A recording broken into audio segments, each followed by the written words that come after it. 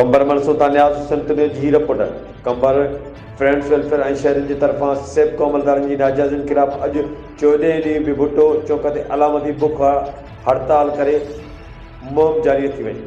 कंबर जी अवाम सां थींदड़ सेब अमलदारनि जी नाजाइज़नि ख़िलाफ़ शहरनि में शामिल सिकंदर सनम झंडियल अयाज बुर्डो अब्दुल अज़ीज़ मेमन रोशन चांडियो काशिफ सुमरो ऐं ॿियनि शहरनि जे अॻवानी में भुट्टो चौक ते अॼु 14 ॾींहं बि अलामती बुख हड़ताल कई वई।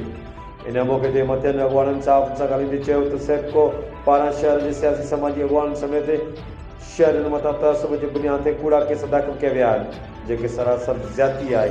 इन्हनि निगरान हुकूमत ऐं वापडा चीफ खां मुतालबो कयो त शहरनि मथां दाख़िल कूड़ा केस ख़तमु कया वञनि। अवाम मथां रहियल बिलनि जी करेक्शन ऐं कटौती करे बक़ाया असांजी स्कीम में वसूल कया वञनि। अवाम जे बिजली वारा मसइला हल करण लाइ सालनि खां बंदि कयल कंप्लेंट सेंटर खोलियो वञे।